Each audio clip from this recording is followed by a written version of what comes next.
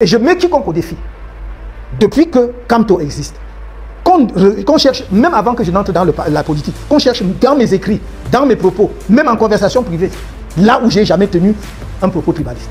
Ceux qui lancent cette idée, le MRC est un parti tribaliste, ce sont les soutiens du RDPC, ce sont les membres du RDPC. J'aurais voulu que Malox prenne son initiative avant de border. Salut tout le monde. Aujourd'hui, on vous remet l'essentiel de l'entretien du professeur Maurice Kamtou avec l'artiste humoriste Valérie Dongo à l'occasion de la fête de la jeunesse du 11 février au Cameroun. Mettez-vous à l'aise et profitez. Bon visionnage. Je m'engage à vous dire la vérité et toute la vérité. Alors, on commence directement par une rubrique intitulée « On dit que ». On dit que vous êtes un sous-marin. C'est-à-dire que vous travaillez en réalité pour le RDPC en sous-marin et que vos actions consolident la place du RDPC du pouvoir en place. Si je voulais juste faire quelques rappels rapides sur mon itinéraire politique. Je suis rentré au Cameroun après mes études à l'étranger en 1983. Et croyez-moi, je venais pour soutenir un jeune Camerounais de 49 ans qui venait d'accéder à la présidence de la République. On pensait qu'on entrait dans une ère de modernité justement avec un jeune président bien formé et qui allait réformer, moderniser le pays. C'est du moins ce qui s'annonçait d'ailleurs. J'avais la possibilité de rester puisqu'on m'offrait un poste dans l'université où j'avais terminé mes études. Quand je rentre, je n'ai jamais milité dans un parti politique avant la création du MRC. Jamais. Ni au RDPC, ni au SDF dont j'ai soutenu le candidat en 1992. Alors d'où vient-il qu'on veuille absolument aujourd'hui faire croire aux jeunes Camerounais que je serais sous-marin? Et pourquoi faire donc? On dit que vous êtes le président Facebook. J'aime ce genre de questions. Parce que cela veut dire que ceux qui posent cette question, soit ne connaissent pas le monde dans lequel ils se trouvent, soit en réalité veulent me priver de la possibilité d'entrer en contact avec les jeunes, avec les moyens de communication modernes, dont Facebook est un des fleurons. Donc moi, je vais partout où il est possible d'interagir avec les jeunes. Et aujourd'hui, Facebook, Instagram, TikTok même, X, comme on l'appelle aujourd'hui, tout ça sont des moyens de communication dont je me sers, comme beaucoup d'autres personnes dans le monde, y compris les chefs d'État. Alors, on dit que vous avez dit que vous allez organiser, si vous êtes à la présidence, la Coupe du Monde au Cameroun en 2038. Oui, je voudrais que le Cameroun co-organise la Coupe du Monde de 2038 avec la Côte d'Ivoire, le Nigeria et le Ghana. Et pourquoi je choisis celle de 2038? D'abord parce que celles avant sont déjà prises. Deuxièmement, parce que ça nous laisse le temps de nous mettre à niveau. Alors, pour répondre de façon très précise à votre question, pourquoi est-ce qu'au Cameroun en particulier, mais peut-être en Afrique de façon générale, on pense que quand un chef d'État commence un projet, il doit le terminer?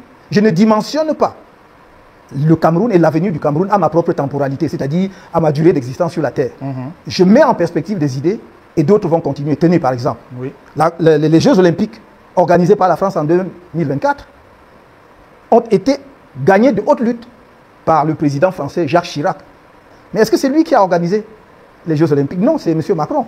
Afrique du Sud, c'est Mandela qui obtient l'organisation de la Coupe du Monde de 2010, mais ce n'est pas lui, c'est Zuma qui fait la Coupe. Donc moi, je voudrais que la Coupe du Monde soit premièrement une occasion extraordinaire de rassemblement national, de mobilisation, mais en réalité de mise à niveau du pays, parce que ça va nous obliger à nous donner les moyens d'être à la hauteur de l'événement. Au-delà du projet sportif, c'est un projet économique. C'est une mise en perspective du pays pour l'avenir. Je n'ai jamais prétendu que les idées qui étaient développées par le gouvernement ou le régime actuel étaient toutes mauvaises, loin s'en faut.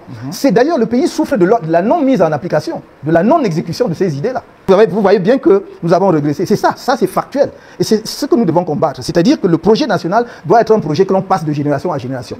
Voilà. Et donc pour cela, il faut avoir une vision partagée avec les jeunes en particulier, parce que c'est à eux. C'est pour eux qu'on balise le chemin, c'est eux qui vont prendre. Et il faut qu'ils comprennent le projet et qu'est-ce que c'est que l'intérêt national. Il y a quelque chose que nous n'avons pas encore compris suffisamment en Afrique, c'est l'intérêt national. Vous ne pouvez pas bâtir un pays si, ensemble, collectivement, vous n'avez pas défini ce que vous comprenez, ce que vous entendez, par intérêt national. Parce que personne ne doit s'écarter de l'intérêt national. Je peux m'enorgueillir d'être parmi quelques Camerounais, et peut-être ne sont-ils pas très nombreux, d'être entré au gouvernement et d'en être sorti sans qu'on me poursuive pour détournement des deniers publics. Je crois, en tant que Camerounais, mon séjour sur Terre, c'est une des contributions dont je suis le plus fier. D'avoir préservé, contribué à la préservation de l'intégrité territoriale du Cameroun. La sortie, c'est lié. L'entrée était motivée, à mon sens, par le dossier Bakassi. Ma sortie est motivée par le dossier Bakassi. Il y avait quoi avant? Avant, il y avait de l'élimination, par exemple, physique des militants nationalistes. Ça, il n'y a pas de détails là-dessus. Il n'y a pas de procès. Ouais, voilà, exactement. Voilà. Mais aujourd'hui, regardez le nombre justement d'exécutions qui ont eu lieu. Mais si je remonte, on va dire quoi, les 9 de Bépanda, puisque c'était la formule.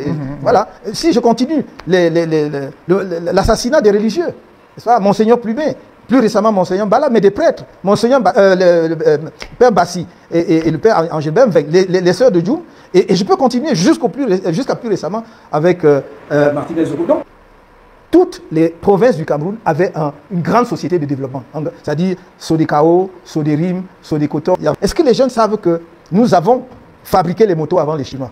Oui, les Chinois étaient encore à vélo, ça s'appelait bébé. C'était fait au Cameroun? C'était fait au Cameroun. Okay. Est-ce que vous savez qu'on fabriquait les carreaux ici au Cameroun avec Sericam? Est-ce que vous savez que nous étions l'un des rares pays en Afrique subsaharienne à faire de l'électronique avec Équatorial Électronique? Okay. Ah, Valérie, merci de citer mon ami Valsero. Parce que j'ai une affection particulière pour lui, je vais vous dire pourquoi. Parce qu'un artiste qui accepte de faire de la prison, comme Valsero, ça vous permet de mieux la connaître, de connaître aussi ses idées, la profondeur de ses convictions, de son engagement. Mais il y a quelqu'un dont je suis fan, c'est Richard Bona. Je suis amoureux de la musique de ce bonhomme. Il respecte énormément le fait qu'il chante dans les langues africaines et notamment camerounaises. Et pourtant, il réussit à en faire une musique internationale de niveau mondial. Il gagne des Grammy Awards avec ça. J'ai déjà parlé en d'autres circonstances de Daphné, de Salaciel. Même si certains parfois tombent dans la facilité, mais il y a les Malox, il y a les Chris M. Donc, c'est bien parce qu'il y a une question sur lui qui va arriver. Bon, mais pour revenir aux artistes qu'on a boycottés, il y a des situations face auxquelles parfois vous êtes très embarrassés. Je pense qu'on doit laisser les artistes s'exprimer. Mais en même temps, les artistes ne doivent pas se méprendre sur ce qu'ils sont. Ils sont des références dans la société. Et on a l'impression qu'ils perdent ça de vue parfois. Et croient qu'ils peuvent effectivement se livrer à certaines activités sans conséquence. Je pense que ce boycott-là est venu du fait que des artistes, des gens, à tort ou à raison, avaient le sentiment d'être trahis par des artistes en qui ils investissaient sans doute beaucoup. À un moment donné, les gens s'attendent à ce que les artistes aussi soient les porte-paroles, j'allais dire, ou en tout cas les porte-voix de la société profonde, de la société réelle. Comment voulez-vous? Des millions de gens vous acclament.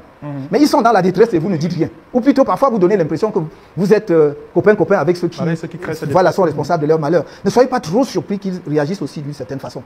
J'ai toujours dit, et en 2018, j'ai dit, si nous réduisons de façon drastique le train de vie de l'État au Cameroun, il y a beaucoup de choses que nous pouvons financer. Non seulement dans la culture, mais dans la santé. Je vous ai dit, et ça n'a pas changé en 2018, que ce qu'on appelle les frais de bouche dans l'administration, c'est-à-dire les petits fours qu'on organise à la fin d'une réunion ou d'une commission, c'est 60...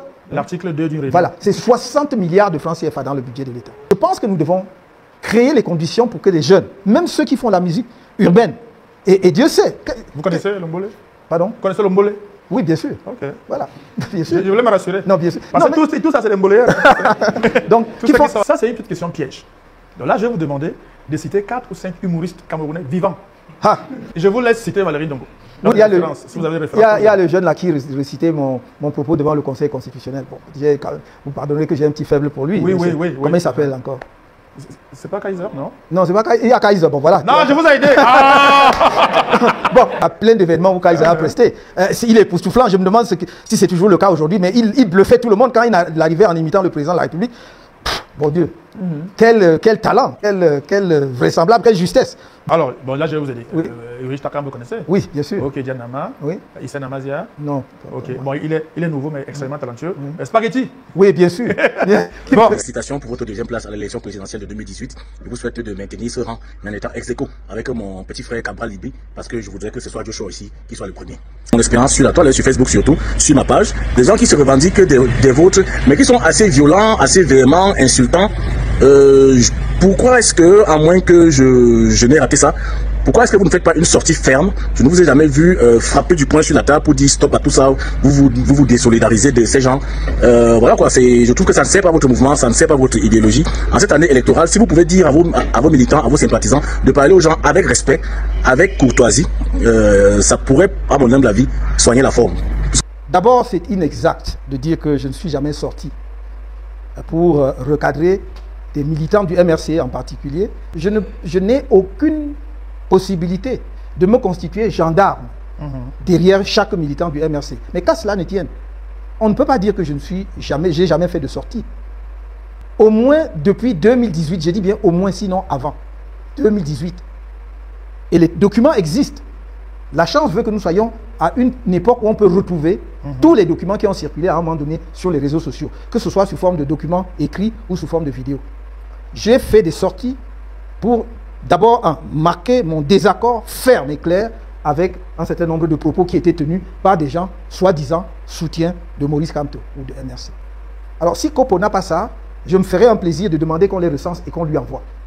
Comment ces débats-là commencent d'abord? Parce que le problème au Cameroun, c'est que, bon, quand quelqu'un écrase votre orteil, ça vous fait mal, mais vous le giflez, mais on voit seulement la gifle que vous avez donnée, mais on ne voit pas qu'il était en train... Non, oui, il était en train de vous tuer seulement là, en écrasant votre orteil. Mais on dit que vous devez seulement pleurer et vous taire. Non. Comme ça fait mal là, toi aussi tu réagis. Ce que je veux dire, c'est que si vous regardez, à chaque fois, je ne dis pas toujours, mais la plupart du temps, ceux qui sont considérés comme militants et sympathisants du MRC réagissent. Je ne dis pas toujours, mais la plupart du temps, ils ont réagi. Je ne sais pas si je vous montrais le nombre d'insultes à ma personne chaque jour par des personnes identifiées. Parfois, vraiment dans l'entourage immédiat, ce n'est même pas des militants lambda inconnus, mais dans l'entourage immédiat de certains leaders politiques, vous ne croirez pas. Et moi, je n'ai jamais répliqué. Jamais. Mon message est extrêmement clair. Et je résume, en fait, l'essentiel de ma pensée en 10 points, que j'appelle les 10 commandements de toute personne qui se revendique de Maurice Kamto, qui annonce ou déclare qu'il est soutien de Maurice Kamto. Il y en a 10, donc, personnels. Tous ceux qui s'expriment là ne sont même pas des militants du MRC. Nombre d'entre eux sont de faux profils que l'on crée. Et on met la langue de vipère dans leur bouche, on met la méchanceté dans leur bouche pour ensuite, puisqu'on dit ce sont des soutiens de Kamto, pour dire voilà comment les gens de Kamto se comportent. Mais nous avons des gens ici identifiés. Je n'ai jamais entendu une seule sortie. Est-ce qu'il a échappé à Kopo qu'il y a des gens dans ce pays communiquant d'un parti politique qui ont dit si Kamto gagne l'élection présidentielle en 2025, il faut faire le coup d'État pour l'emploi. Encore une fois, je voudrais que des artistes plus nombreux appellent à l'apaisement de la scène politique, au lieu de cibler un leader et ses militants.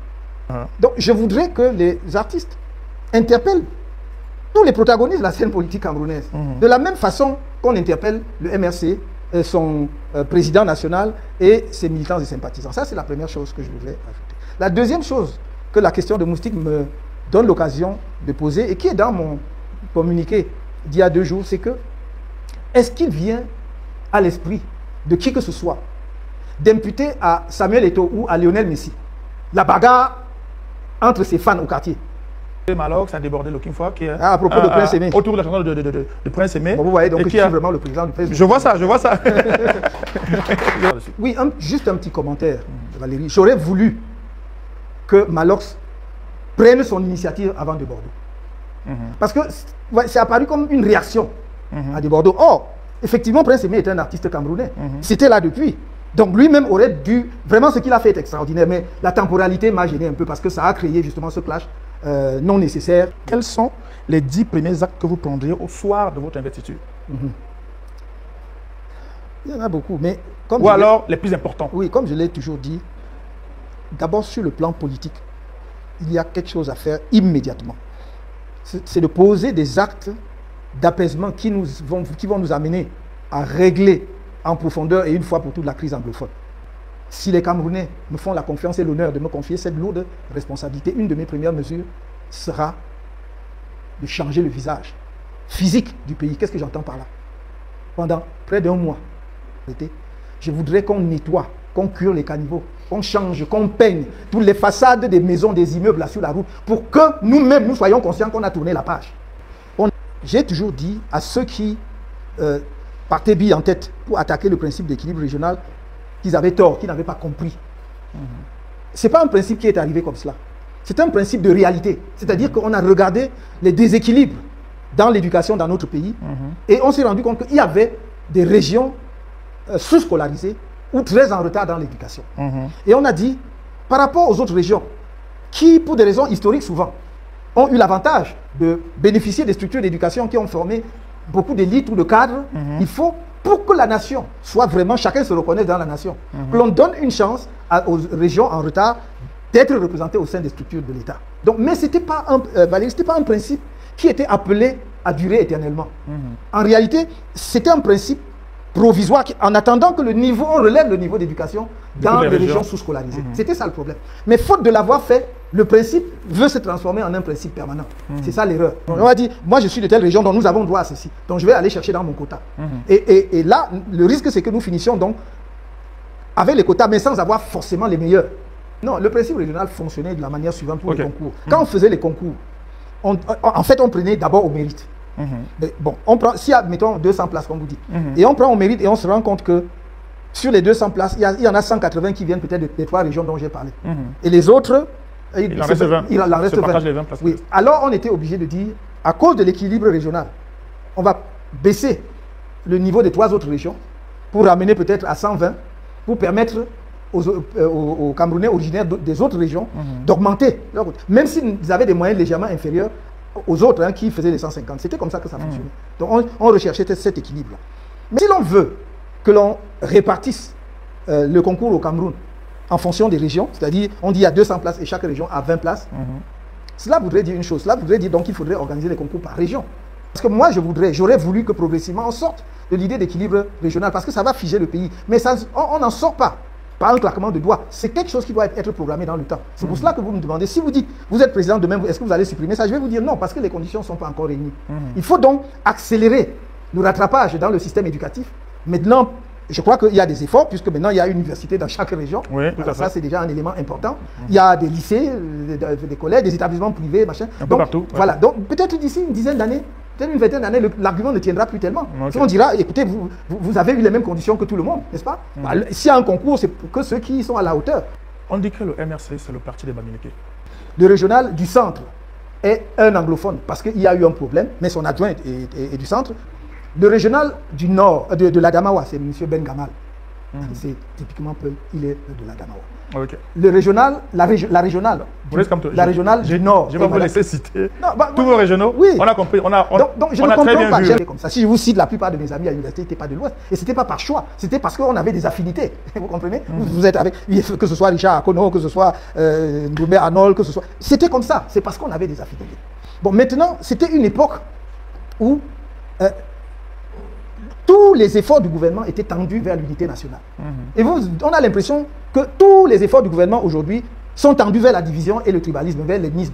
On vous identifie par rapport... Ceux qui lancent cette idée, le MRC est un parti tribaliste, ce sont les soutiens du RDPC, ce sont les membres du RDPC. Et je mets quiconque au défi. Depuis que Camto existe, qu'on cherche, même avant que je n'entre dans la politique, qu'on cherche dans mes écrits, dans mes propos, même en conversation privée, là où j'ai jamais tenu un propos tribaliste. J'ai dirigé les enfants de toutes les régions du Cameroun. Et ils n'étaient pas forcément tous de mon nez. On est allé jusqu'à vous dire un jour que j'ai traité nos frères et compatriotes du septentrion de Mouton que j'ai refusé d'aller enseigner. Qui a ouvert la faculté de droit et sciences juridiques au Gambéré, c'est moi. On m'a nommé comme vice-doyen, sans doyen. J'étais en Gambéré quand l'affaire Bakassi commence. C'est comme ça. Vous ne savez pas, je vais vous le révéler sur votre plateau. Je vais en mission dans le cadre de cette affaire nationale. Vous pouvez imaginer un citoyen camerounais qui est mis en mission par la présidence de la République. Et on est resté derrière, faire un conseil de discipline pour me suspendre de l'université. Tout. Vraiment, chacun est libre de... On peut dire, même pour des raisons irrationnelles, on peut ne pas aimer Camto. C'est tout à fait humain. Mais n'allez pas inventer des histoires, c'est pas bon. Ce qui sort va sortir. Ça sort comme ça sort. Ça sort comme ça sort. On va commencer par le jeune qui est juste à votre gauche. Très bien. Je voulais que vous nous donniez des stratégies que vous allez élaborer pour améliorer les conditions de vie des jeunes citoyens que vous dites futurs leaders du pays. Je commencerai par les mesures à long terme ou à moyen terme. Il y a la réforme de fond en comble du système éducatif camerounais. Notre système éducatif a été performant et a permis au pays de passer des caps. En réalité, le système éducatif actuel a été mis en place au lendemain des indépendances pour produire des cadres qui devaient gérer administrativement le pays. Mais ce n'étaient pas des cadres de l'innovation, de la maîtrise de technologie ou de la création, justement, par exemple, des entreprises industrielles. Donc, cette phase-là s'est achevée autour des années 80. Mais nous avons raté ce tournant en termes de réforme. C'est-à-dire qu'à partir de 80, nous aurions déjà dû réformer notre système pour que dès le primaire, mon objectif, c'est que dès le primaire, on mette l'enfant en contact avec les outils technologiques et les questionnements. Bon, si je vais dans les détails, on va supprimer le CEP. C'est-à-dire il faut que vous ayez, on va avoir 2 diplômes entre, si vous voulez, l'école primaire et le baccalauréat. Déjà à partir donc de votre premier diplôme, qui sera le premier diplôme obligatoire, parce que tous les enfants, l'éducation sera obligatoire pour tous les enfants, parce que tout le monde doit avoir au moins ce diplôme-là, dont la durée est à peu près de 8 ans, 8-9 ans. Et après, vous allez déjà commencer, avant d'avoir le diplôme de fin d'études secondaires, vous allez déjà commencer à avoir le choix des filières. Donc si vous vous sentez plus à l'aise pour la science, la technologie, la littérature, des trucs comme ça, on va cadrer. Ça, c'est des trucs à moyen et à long terme. C'est-à-dire, il faut que dans les 10 prochaines années, nous ayons réformé le système éducatif. À court terme, là. Bon, oui. Non, un an après la nomination. Oui, je vais vous dire, moi, je vous ai dit, ce qui manque beaucoup aux jeunes aujourd'hui, ce sont des métiers. Les jeunes ont des diplômes, mais ils n'ont pas de métiers. Il faut leur donner des métiers. Donc, il faut apprendre le métier. Donc, moi, je voudrais mettre des centres de métiers pour les jeunes immédiatement, pour répondre à la préoccupation de Valérie, c'est-à-dire là. Il faut que dans les 6 mois, on multiplie les centres de métiers. Cela veut dire donc qu'il faut équiper. Il faut faire venir les machines pour former les gars, mettre d'emploi. Un des blocages au Cameroun aujourd'hui, et je sais que ce sont des questions éminemment sensibles au Cameroun, mais il va falloir que nous regardions ces problèmes-là en face, les problèmes fonciers. C'est la question foncière. C'est pour cela que dans notre programme, nous disons, nous voulons avoir des états généraux du foncier. Non pas avec les fonctionnaires. Non. Même pas avec les élites, avec les autorités traditionnelles. Auxquelles des spécialistes du droit foncier peuvent s'ajouter. Pour que nous nous posions la question au Cameroun. Qu'est-ce que nous voulons faire de nos terres? Parce que des terres, nous en avons à perte de vue au Cameroun. Bonsoir, monsieur Kamto. Bon, ma question est la suivante. Notre pays, on va dire très compliqué, monsieur, parce que... Vous avez raison, je le dis parce que vous avez tellement raison. Parce que notre président actuel met sur pied beaucoup de projets pour nous aider, mais comme vous avez dit tout à l'heure, ces projets ne voient quasiment jamais le jour à cause des mentalités actuelles, à savoir la corruption qui a mis pied franchement dans notre société et c'est devenu comme une seconde nature pour nous. J'aimerais savoir quelles seront vos méthodes si vous êtes élu président pour dissuader toute personne voulant entrer dans cette pratique pour que le pays puisse évoluer et devenir enfin émergent. Merci de votre question, c'est une très bonne question. Vraiment, ça tient à rien du tout. Quand vous êtes chef d'État d'un jeune pays comme le nôtre, vous devez vous comporter comme un chef chantier. Ce que le premier président du Cameroun, Amadou, a réussi en termes de développement, ce n'était pas parce qu'il faisait des miracles. C'est parce qu'il est sur le terrain. Est-ce que vous savez qu'il y a ici au Cameroun des routes, on dit au président de la République que c'est boudonné et que ce n'est pas boudonné, on a boudonné 3 fois la même route. Donc ça veut dire que si lui-même, parce que les gens savent qu'il ne va pas venir. C'est ça la vérité. Le problème c'est parlons du Cameroun, avec les Camerounais, il faut que le gars sache que tu peux descendre à tout moment.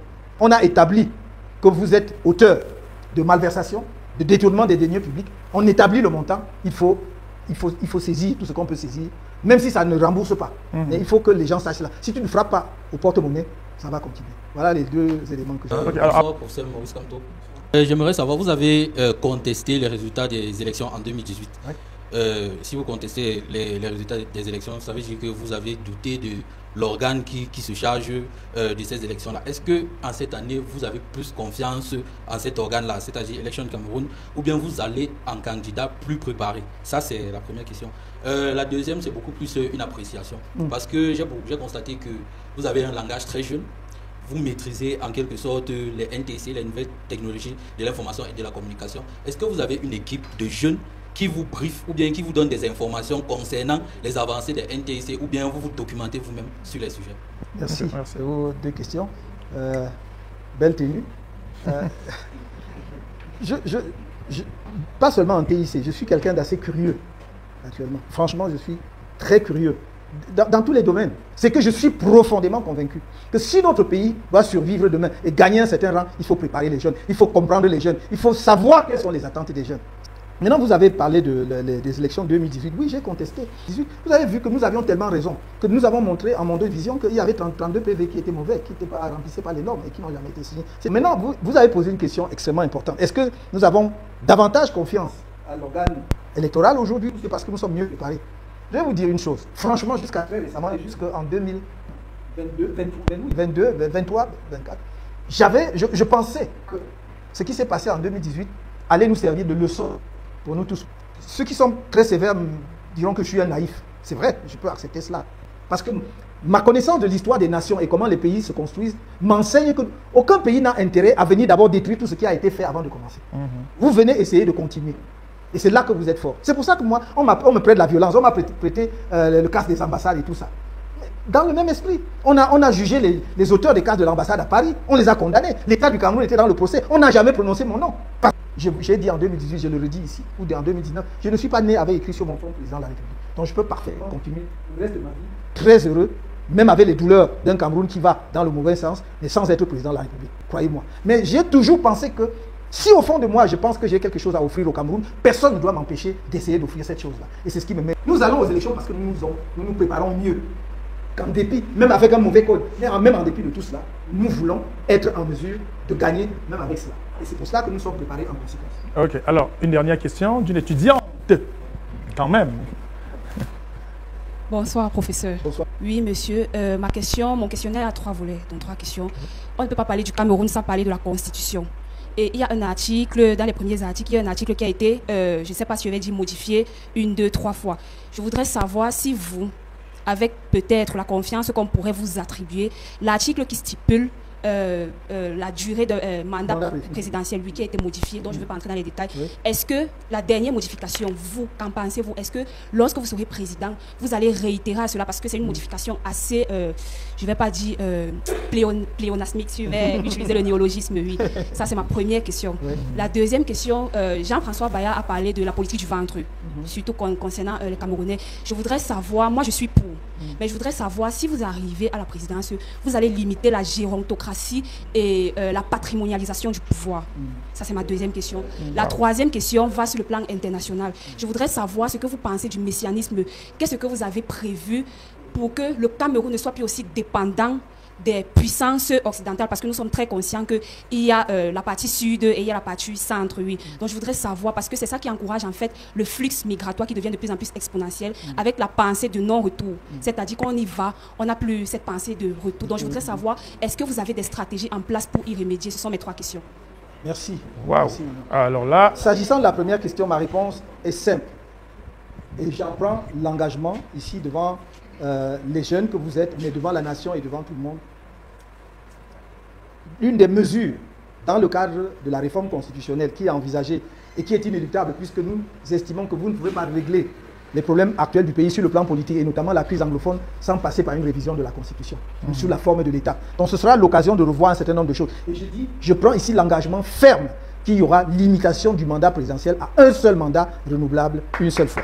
Il n'y a pas d'ombre du doute. Je l'ai dit en 2018, je l'ai écrit. Il n'y a donc vraiment pas l'ombre du moindre doute là-dessus. La deuxième question, c'était...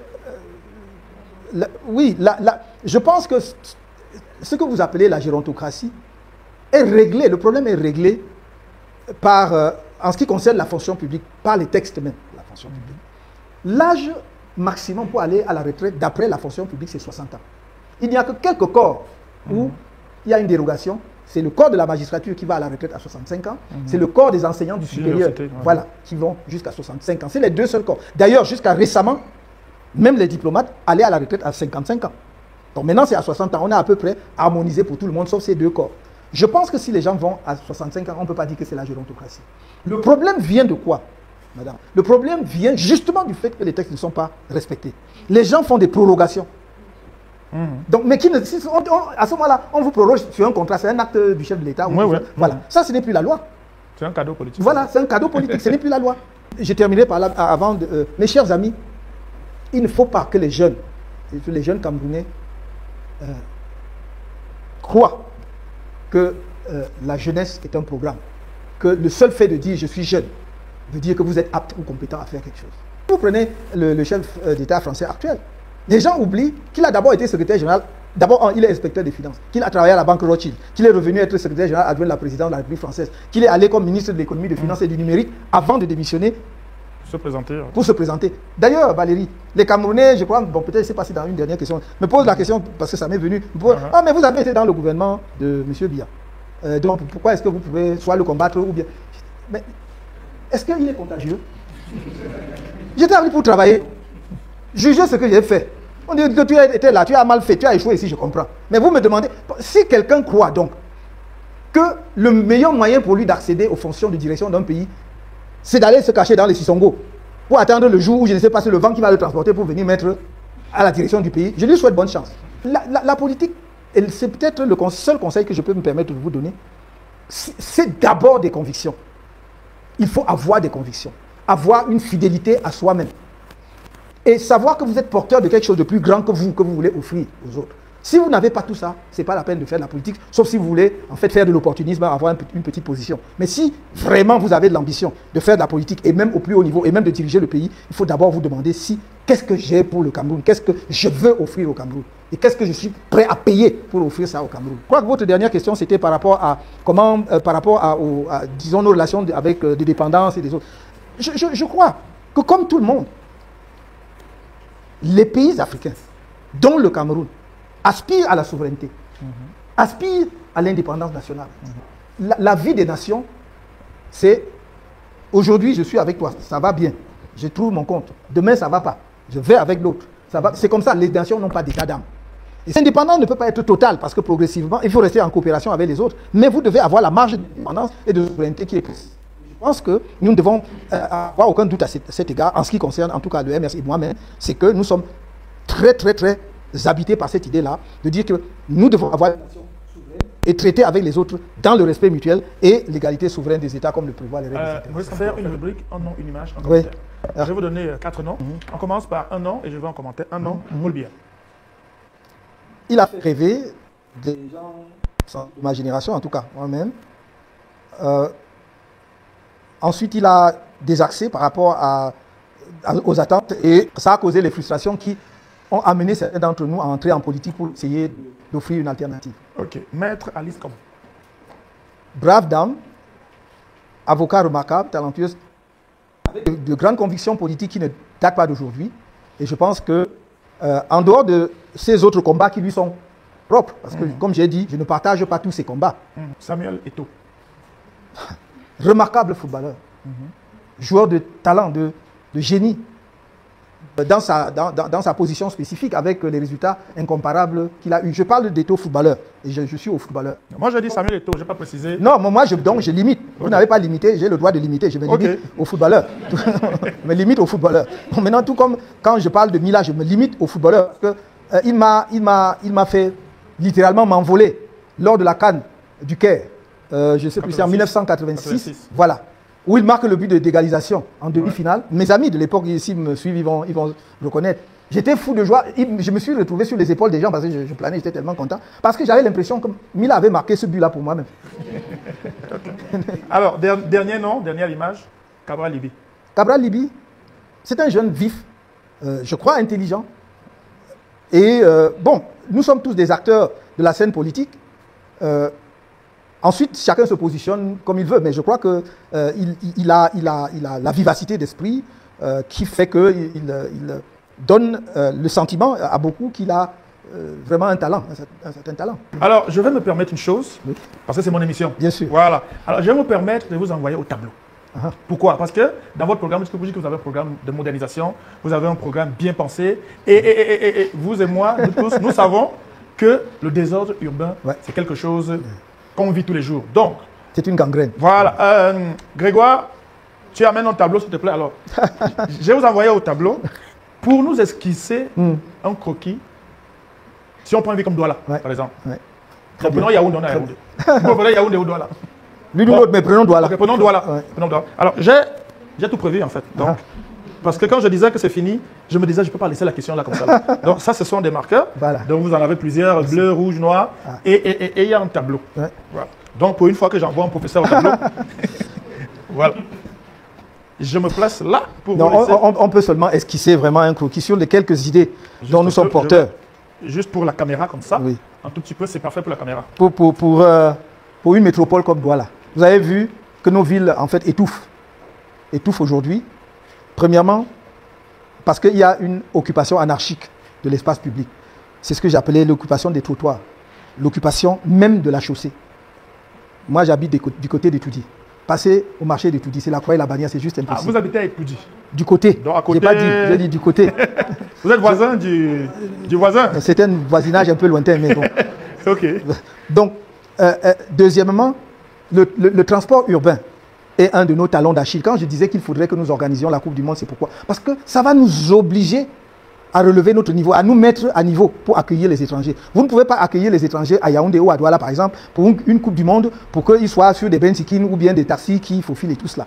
Donc nous devons effectivement regarder cela pour ne prendre que ces deux aspects. Mais nous devons, si nous prenons une ville comme Douala, et comme j'avais dit, nous voulons que Douala soit la métropole financière et économique, pas du Cameroun, de l'Afrique centrale et au-delà. Il faut vraiment que nous soyons un pôle. Comme Tanger, par exemple, au Maroc aujourd'hui, comme Abidjan, et encore, avec la bourse d'Abidjan, et comme Nairobi, et je ne parle pas de l'Afrique du Sud avec Djobo et d'autres. Le Cameroun doit avoir ça comme vision.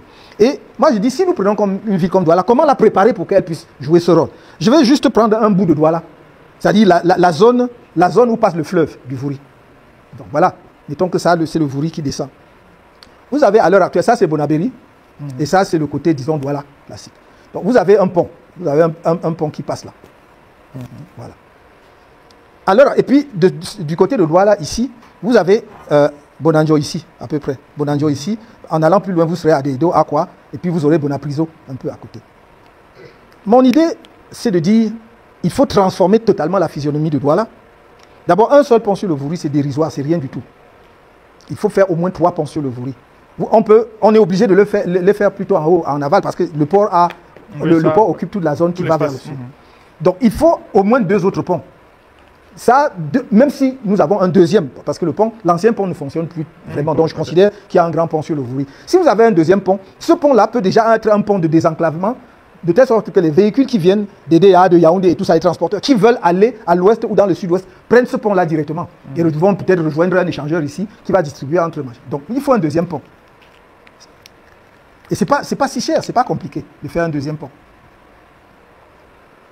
Il y a aujourd'hui même des possibilités, des gens font même des ponts payants. Quand vous voyez certains ponts à Abidjan aujourd'hui, voilà, exactement, c'est payant. Donc on peut parfaitement concevoir cela. Et donc ça va à la fois fluidifier la circulation sur ce pont, mais également désenclaver en termes de circulation Aquanor qui est complètement bouché.